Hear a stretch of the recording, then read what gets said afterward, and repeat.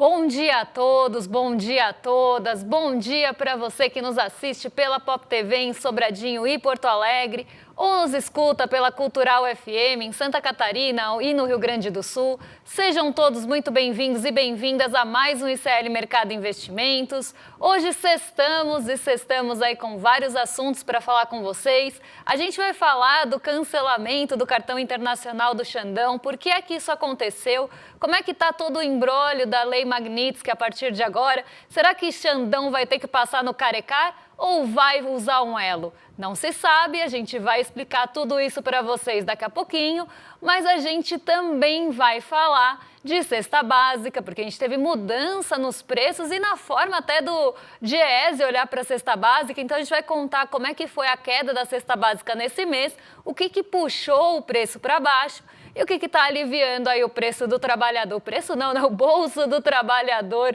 no mês aí olhado pelo Diese, até para entender como é que está a influência do preço dos alimentos na cesta básica lá no final. A gente também vai contar para vocês o plano que se tem do governo comprar os alimentos perecíveis que tinham como destino os Estados Unidos. Então, já tinha até comentado isso lá nos primórdios, quando começou a se falar do tarifaço. Eu falei que uma das possibilidades era justamente essa compra do governo de alimentos mais perecíveis, que não tem ali, né, uma capacidade de armazenamento, que vão estragar muito rápido e que não tem como embarcar antes. Então, que uma das possibilidades era justamente essa compra do governo para utilizar, inclusive, em merendas. E aí foi realmente o que aconteceu, isso está sendo estudado e eu vou falar um pouquinho mais porque avançou um pouco esse tópico. Então, a gente tem um monte de assuntos para falar, Lei Magnitsky, tarifaço, cesta básica, então um monte de coisas. Não vou perder muito tempo porque eu vou já falar da agenda para a gente ganhar aí um pouquinho de fôlego no programa. Então vamos já ver o que saiu, o que tem para sair. Hoje tem fala importante lá no Banco Central dos Estados Unidos, naquele simpósio que está todo mundo olhando, que é o Jackson Hole. Então está todo mundo de olho no simpósio e quem fala hoje é o Jerome Powell agorinha. Então, agora Jerome Powell fala e a grande expectativa era justamente pelo discurso dele, porque tem toda uma treta em relação a ele, Donald Trump e outros dirigentes do Fed que também estão em atrito com o presidente laranjão de topete. Então aqui a gente tem uma expectativa muito grande para essa fala, né? Não é nem dado, mas para essa fala que acontece agora. Mas vamos ver o que já aconteceu e o que ainda vai acontecer. Porque às 3 horas da manhã na Alemanha saiu o PIB do segundo trimestre. Às 3 horas da manhã também no Reino Unido saíram as vendas no varejo de julho e às 9 horas no México o PIB do segundo trimestre, medição final. Aí às 11 já contei para vocês que quem fala é o presidente do Banco Central dos Estados Unidos no simpósio e de todo o simpósio esse é o evento mais aguardado mesmo. E às 2 horas da tarde já explico o porquê também, além da treta, porque é que está todo mundo de olho no Jerome Powell nessa manhã. Às 2 horas da tarde, já depois do almoço, tem poços e plataformas de petróleo em operação lá nos Estados Unidos e o simpósio que vai acontecer durante o dia. Então, embora ele aconteça ao longo do dia, o momento mais aguardado é o que acontece agorinha. Então, vamos já passar para o nosso fechamento, porque o fechamento tem muito a ver com tudo isso. Então, ontem foi um dia negativo aqui e lá fora. Foi um dia bastante ruim para as bolsas. Aqui ainda a gente conseguiu segurar um pouco, teve um fôlego até mais longo por um período entre altas e baixas. O Ibovespa acabou indo para o terreno negativo, mas não foi uma queda profunda. O Ibovespa ficou oscilando 0 a 0 por bastante tempo. Então ele até conseguiu por algum instante segurar um pouco mais essa queda, depois entrou de fato no terreno negativo e terminou perto da estabilidade com queda de 0,12%. Por que isso aconteceu ontem? De novo aí a nossa bolsa entrando no terreno negativo e nas quedas. muito por conta de tudo que aconteceu essa semana. Para quem lembra, ontem a agenda não tinha muitos condutores, não era um dia ali que se esperava muita coisa de indicadores econômicos. Quando a gente tem essa ausência de indicadores econômicos na agenda, o que toma o noticiário, o que acaba conduzindo bastante os mercados, é justamente o cenário político. E ontem a gente teve algumas mudanças nesse cenário político, uma volta da preocupação com o cumprimento ou não da Lei Magnitsky aqui no Brasil, como isso pode afetar os bancos. Esse temor voltou a rondar e acabou derrubando um pouco o sistema financeiro, não, mas o setor financeiro na Bolsa. Então, ontem foi um dia que a gente não pôde contar com a alta desse setor, que tem um peso bastante grande no Ibovespa. Então, se é um dia que o setor financeiro não contribui, você precisa muito do restante para conseguir o fôlego para ir para o terreno positivo. E também não foi o que aconteceu. A Vale conseguiu ficar positiva, então deu uma diminuída nessa queda, mas a Petrobras, por exemplo, também perdeu o fôlego e caiu 0,09 no caso das ordinárias. Então, você vê que a gente está sem o apoio dos pesos pesados do Ibovespa, o apoio das ações de maior peso e liquidez da nossa carteira de ativos aqui não contribuiu. Então, o setor financeiro caindo bastante, a gente precisaria de um sprint aí das ações ligadas às commodities. Mas o fôlego também não estava tão grande, então a gente vai para o terreno negativo. E aí a gente tem um fator adicional ontem que acabou conduzindo também bastante a Bolsa. Se vocês olharem aqui, o S&P 500 caiu 0,40 e a Nasdaq caiu 0,34. Não foi um dia bom em Nova York. Os ventos de lá também não foram positivos. E por que é que não foram positivos? Está todo mundo de olho, como eu falei lá na agenda, e esperando o Jerome Powell falar. Mas por que as pessoas estão de olho no Jerome Powell? É só por causa da treta? É só pela fofoca, para saber o que vai acontecer, se vai ter atrito ou não? Não, isso também, tá? Porque as pessoas gostam de uma treta, atrito e fofoca. Mas o que está todo mundo de olho é na sinalização do Powell se corta ou não corta juros em setembro. Então, até ontem, a expectativa de corte de juros lá nos Estados Unidos, então a taxa básica deles cair, era de mais de 80%. Então, tinha uma expectativa bem grande de que as taxas de juros lá nos Estados Unidos poderiam começar a cair logo em setembro, no mês que vem.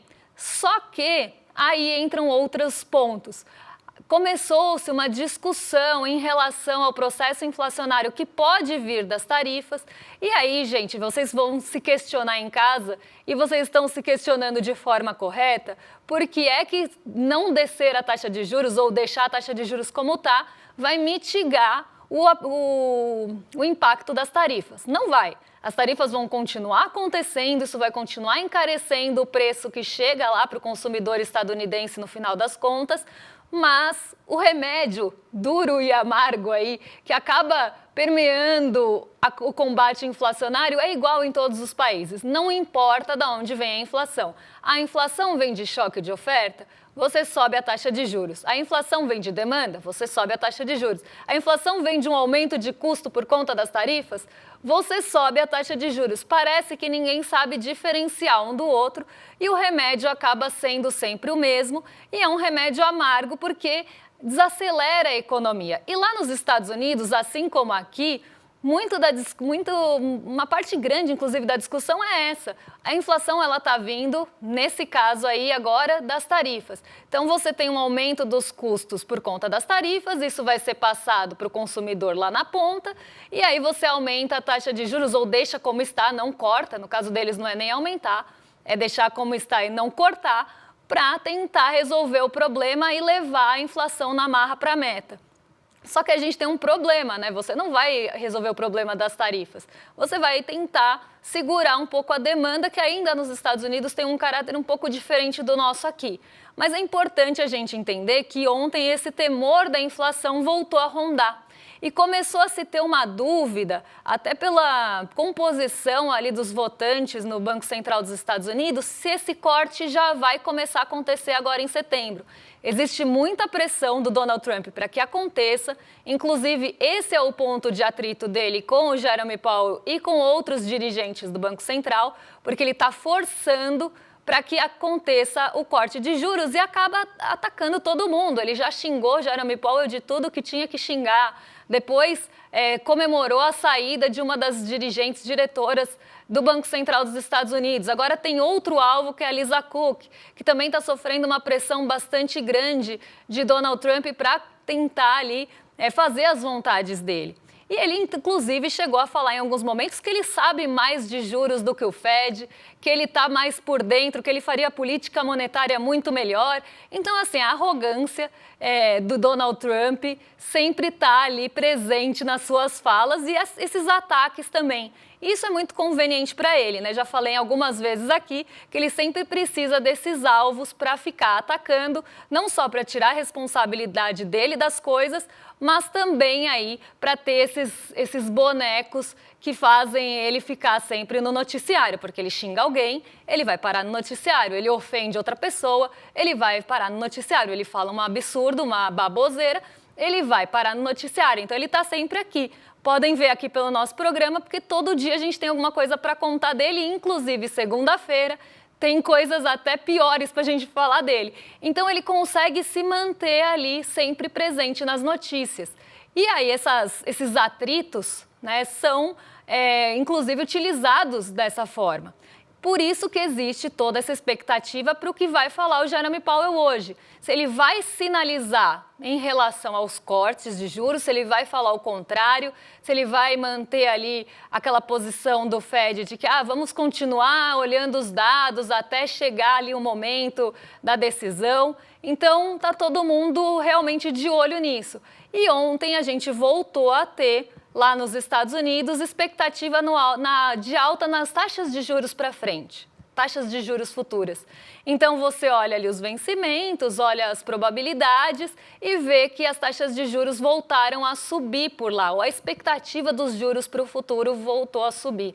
E isso fez com que as bolsas sofressem, porque se você tem uma expectativa de alta para frente nos juros, vai todo mundo sair do mercado de risco e buscar ganho no mercado mais ali conservador, menos volátil, menos arriscado, que são os juros. Os juros dos Estados Unidos ainda são aí um destino bastante querido para refúgio de capitais, refúgio de recursos. E isso acaba também impactando aqui no Brasil. Porque se você tem uma alta ali da expectativa dos juros nos Estados Unidos, então ela tinha caído bastante, porque estava todo mundo esperando que os juros fossem cortados em setembro. Se não vai ser, a expectativa volta para onde ela estava antes e volta a subir. E aí isso também acaba jogando um pouquinho de água aqui no nosso chope, porque vai ter um rendimento melhor lá nos juros dos Estados Unidos, sai dinheiro também dos mercados emergentes para buscar ganho lá. Então, essa indefinição, essa incerteza em relação à condução dos juros nos Estados Unidos bate forte aqui e mexe também com as expectativas para os nossos juros futuros, que é um mercado bastante especulativo, diga-se de passagem, e utilizado como mecanismo de pressão também. Então, essa mudança nos juros futuros acabam pressionando vários setores. E foi isso que fez com que a gente ficasse num dia bastante negativo lá fora e aqui também por toda essa indefinição, por toda essa incerteza em relação ao setor financeiro, que é o que eu vou entrar agora. Então, eu já vou dar sequência a esse assunto, porque ontem teve um cartão do Xandão sendo cancelado. Ele tinha um cartão internacional e esse cartão foi cancelado. Eu vou até pegar aqui um pouquinho da manchete para vocês, porque não tem a manchete para botar aí na tela. Vou pegar aqui, ó. Moraes tem cartão de crédito de bandeira americana bloqueado depois de lei Magnitsky. Restrição foi imposta ao menos uma instituição financeira e cartão da bandeira Elo foi oferecido ao ministro do STF, porque o Elo é brasileiro. O Elo aí é um cartão, uma bandeira brasileira. Então, por isso que a gente fez essa brincadeira, que inclusive rolou muito ontem nas redes sociais, que é Faz o Elo. E eu diria ainda mais, né? Faz o Elo ou passa no Carecar. Por quê? O Xandão, ele teve essa sanção cumprida e o cancelamento de uma bandeira americana. E aí eu vou explicar um pouquinho de todo esse imbróglio mesmo, né, do que está acontecendo em relação ao cumprimento ou não, por que o Dino falou o que falou e os bancos acabaram ficando com muito medo, que foi um assunto que a gente até já passou aqui, mas que agora a gente viu uma aplicação prática. E entra numa outra esfera que, inclusive, a gente discute muito na história, por incrível que pareça, e na história das Américas, mais ainda, que é o princípio da interpretação das leis. Porque existe toda uma questão interpretativa de uma lei.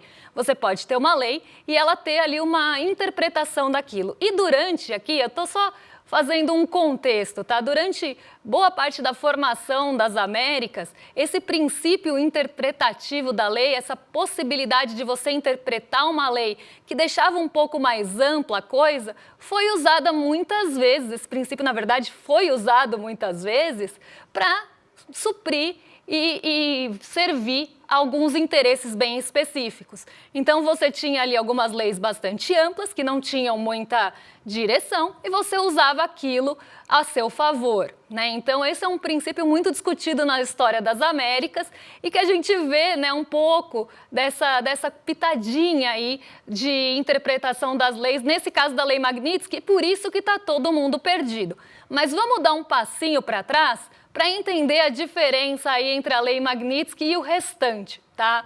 A Lei Magnitsky é a lei americana que permite sancionar indivíduos e empresas ligados à corrupção e violação de direitos humanos.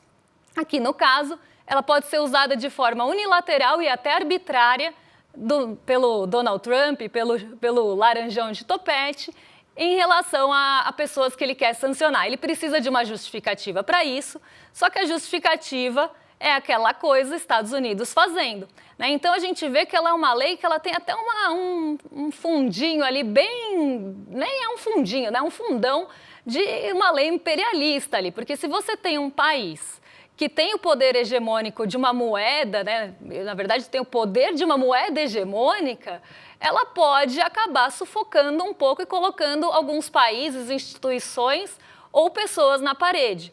Então, ela é feita de uma forma arbitrária e unilateral. Se tiver uma justificativa, ainda que seja furada, como é no caso aqui da aplicação no Brasil, porque a justificativa é que a gente tem uma ditadura da toga, que Alexandre de Moraes é um grande ditador aqui brasileiro e que está promovendo uma caça às bruxas. A gente já viu Donald Trump usar, né, outros artifícios de leis americanas e até punir alguns bancos por questões completamente ali, sei lá, arbitrárias também. Eu ia falar outra coisa, mas completamente arbitrárias. Por quê? Teve um banco, né, um banco dos Estados Unidos, que é o Bank of America, que fechou uma conta na Uganda, se não me engano. E essa conta fechada era de uma entidade religiosa. E aí Donald Trump estava querendo punir o Bank of America por esse fechamento de conta, por perseguição a conservadores e entidades cristãs. Então, você vê, né, que Donald Trump desvirtua um pouco ali as leis e desvirtua ali para tentar fazer pressão. E aí o sistema financeiro dos Estados Unidos todo ficou com medo disso, de começar a ser acusado de fazer perseguição a conservador, a cristão, por fechar uma conta. E essa conta foi fechada, segundo o Bank of America, porque não teria como operar ali naquele país. Então, você vê que as coisas acabam tendo, né, mesmo esse caminho mais tortuoso e que acaba fazendo pressão nas entidades. E aí que entra o problema. Por quê? Você tem, né, o OFAC, aqui eu coloquei só para vocês saberem, que é o braço dos Estados Unidos, do Tesouro, que acaba cumprindo essa sanção. Então, a sanção é a regra. Quem cumpre a regra e vai atrás de fiscalizar, quem vai cobrar as sanções também é o OFAC, que é esse órgão do Tesouro. E a gente tem o SWIFT, que não tem nada a ver com isso, mas todo mundo confunde por conta do poder hegemônico do dólar. O SWIFT não tem nada a ver com o Magnitsky, não tem nada a ver com o OFAC. Ele é um sistema que fica na Bélgica, ele tem mais de 200 países conectados por ele, é colegiado, é multilateral, então não tem nada a ver com a Magnitsky, que é unilateral e arbitrário. Precisa de uma justificativa muito boa para usar para fazer alguma sanção ou punição no SWIFT. Diferente da Magnitsky, que acaba sendo um pouco mais arbitrária, como a gente está vendo agora, e utilizada como mecanismo de pressão. E aí, por que é que isso está afetando o Xandão? Se você tem uma lei aplicada que ele não pode operar com dólar ou ter contas fora do Brasil ou até negociar com empresas que são estadunidenses, isso gera um dilema. E até os bancos brasileiros que têm operações fora, porque muitos bancos brasileiros têm operação fora, então tem agência fora, opera fora do Brasil, opera dólar, começaram a ficar preocupados. Por quê? Flávio Dino falou essa semana e ele falou o óbvio, algo que está na Constituição, ele não estava inventando a roda, ele não estava fazendo nada ali muito surpreendente, que era justamente aqui no Brasil, você aplica uma lei depois que ela passar pelo processo aqui e for homologada no STJ. Então, você não aplica uma lei que vem de fora sem passar pelo processo legal aqui. E isso está na Constituição, isso é constitucional, isso a gente está falando de territorialidade. Então, ele não falou nada que não seja conhecido. Só que os bancos, eles foram além. Eles começaram a pensar, porque isso não tinha nem a ver com os bancos, tá, gente? Ele estava falando de mineradora, de municípios que estavam brigando no Reino Unido pela questão das mineradoras. Então, aqui não tinha nada a ver com o banco até então. Só que aí os bancos ouviram isso e pensaram, tá, e no nosso caso, que a Lei Magnitsky vem de fora, ela é extraterritorial e está pedindo para sancionar pessoas aqui. A gente tem que fechar a conta dessa pessoa ou não tem que fechar a conta dessa pessoa? A gente precisa obedecer ou não precisa? A gente desobedece o STF e espera o processo correr no STJ ou a gente acata o que falou o STF, espera passar pelo STJ para tomar a decisão se fecha ou não fecha a conta e aí descumpre a sanção e é punido lá fora. E aí os bancos foram colocados nesse dilema, por isso caíram muito essa semana e agora voltaram a cair porque esse temor voltou a rondar. Então a gente tem essa situação posta. E aí entra numa questão até de interpretação. Os bancos brasileiros foram procurar advogados lá nos Estados Unidos para tentar resolver esse imbróglio, para tentar resolver essa questão e entender como é que é aplicado o direito lá em relação a isso. E ninguém tem consenso. O consenso, ele está bem dividido, mas tem uma parte minoritária que acredita que tem que fechar, porque senão você vai ter operações lá fora também sendo prejudicadas. Então, o banco que não cumprir essa decisão aqui no Brasil pode ter impacto nas operações lá fora e ser impedido de operar lá fora. E alguns advogados dizem que não, que você precisa ali cumprir só aqui e fechar a conta, enfim, você não teria uma punição lá fora, não chegaria a esse ponto. Então não existe consenso e por isso que eu comecei falando lá da história e da interpretação das leis, porque dentro da interpretação tudo pode acontecer, só basta acreditar, né? Então, você tem duas situações postas que podem acontecer dependendo de como se interpreta aquilo. E é isso que está gerando todo o temor e o medo nos bancos. Só que aí a gente teve o cancelamento de uma bandeira dos Estados Unidos de um cartão do Xandão, porque aí já é uma interpretação de que se ele não pode negociar por meio, nem é ter conta lá ou operar dólar, comprar dólar, nem estão falando disso. Se ele não pode operar por meio de uma bandeira dos Estados Unidos, de uma empresa americana, o cartão dele deveria ser cancelado. E aí existe toda a discussão se as contas dele aqui têm que ser fechadas se o banco tiver operação lá fora, porque a empresa dos Estados Unidos está cumprindo a lei em tese lá fora. A empresa americana, ela não quer negociar com aquela pessoa. Mas e o banco que tem operação lá fora? Precisa ou não precisa cumprir? E é nesse imbróglio que está a coisa. Precisa ou não precisa esperar o STJ homologar? Então, tem toda essa discussão acontecendo, mas o que aconteceu mesmo foi o cancelamento já de um cartão. E aí, outras alternativas já foram colocadas, como, por exemplo, a bandeira Elo, Ofereceram um cartão Elo brasileiro para o ministro Alexandre de Moraes ter um cartão de crédito para usar. E aí a gente começa a ver como esses instrumentos de pressão estão sendo usados, inclusive para botar medo nos outros ministros do STF, que podem ter, inclusive, mais a perder, como contas lá fora e tudo mais.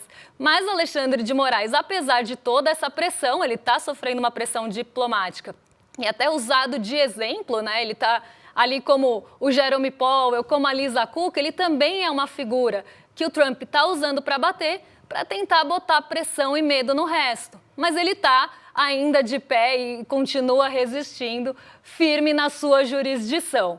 Mas aqui eu quis trazer esse assunto porque eu sei que ele traz muitas dúvidas. Toda vez que eu falo sobre isso, eu vejo que tem dúvidas no chat, que as pessoas acabam confundindo as coisas e acham que a Visa vai sair do Brasil agora, que ela vai ter o seu cartão cancelado também. Então, todos esses medos, eu sei que eles acabam pairando no ar, porque tem muita notícia e desinformação em relação a isso. A Visa e a Mastercard não vão sair do Brasil porque não é interessante para elas. Então você tem, né, toda essa desinformação rolando, inclusive pessoas misturando as bolas aí, falando que o SWIFT e a Magnitsky operam juntos, e não tem nada a ver. Então eu quis trazer o exemplo do cancelamento do cartão do Xandão para vocês aí em casa entenderem o que é cada coisa e o dilema que está posto hoje e que ainda não tem consenso de como se deve operar daqui para frente. Mas acho que ficou um pouco mais aí esclarecido, espero que tenha ficado, e que vocês tenham entendido aí que o cancelamento do cartão não quer dizer que as bandeiras vão sair daqui, que eu sei que é uma coisa que as pessoas têm medo e que vem falando muito, né? Então, acho que fica aí o exemplo didático e até o dilema, a situação né, essa situação complicada mesmo, essa sinuca que estão os bancos hoje, por isso existe toda essa oscilação de bolsa. E oscilação de bolsa, gente, é bom para quem especula. Para quem não especula, para quem compra, para ficar com o ativo ali até para o futuro, não vai se preocupar com sobe e desce de ação, porque a gente olha outras coisas. Mas quem especula, surfa muito nessas ondas que sobem e descem.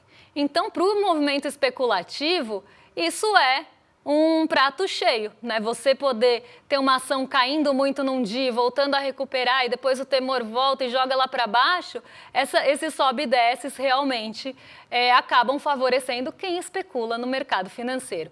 Agora eu vou fazer um convite para a gente pensar juntos aí como salvar a democracia, né, ou as democracias, porque no dia 28 de agosto, quinta-feira, às 8 horas, vai ter uma aula incrível com o Daniel Ziblatt, participação do Eduardo Moreira também. Daniel Ziblatt, que é um professor de Harvard, que é cientista político e que escreveu um best-seller sobre o assunto, justamente ali como as democracias morrem. E aí a gente vai pensar, né, nessa aula, vamos ter uma aula de como salvar a democracia nesse movimento tão frágil que a gente tem, inclusive de pressões fora do nosso país, tentando meter o bedelho aqui.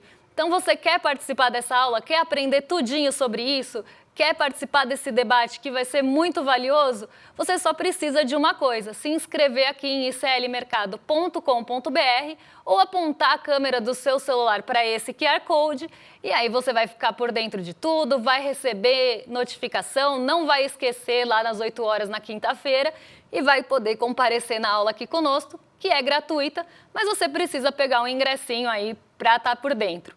Então é isso, gente. Vou desejar para vocês um bom fim de semana, uma excelente sexta-feira e nada melhor do que sextar com o rolê. Então agora vocês já vão ficar com os nossos vizinhos de cima, o Rolê ICL com o William De Luca e o Guga Noblat. E segunda-feira eu volto para contar onde é que Trump está ganhando dinheiro. Um beijão e até lá, pessoal. As democracias não morrem mais com tanques. Hoje, elas morrem com votos. Morrem com um vírus que é implementado dentro do regime democrático para destruir a própria democracia. Quem nos ensina isso é Daniel Ziblatt, professor de Harvard e autor do livro Como as Democracias Morrem. Quer a notícia do ano? A bomba! Ele vai dar uma aula online, gratuita, para todos nós da comunidade do ICL. E mesmo você que não é da comunidade ICL vai poder assistir também gratuitamente. Vai ser traduzida para o português para todo mundo poder entender.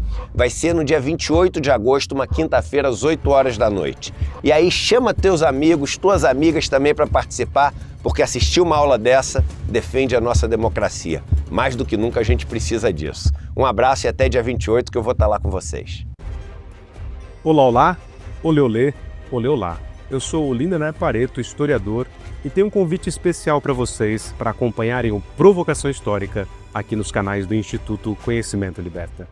Toda quarta-feira, às 7h, logo após o ICL Notícias segunda edição, convidados e convidadas que ajudam a gente a pensar o passado, a criticar o presente e a projetar alternativas de futuro para um Brasil diferente, para um mundo diferente. E se no cotidiano dificílimo do trabalho você perdeu o episódio inédito, não se preocupe, você pode assistir também toda quinta-feira a reprise, logo após o Rolê ICL, ao 12h30. Venha para o Provocação Histórica.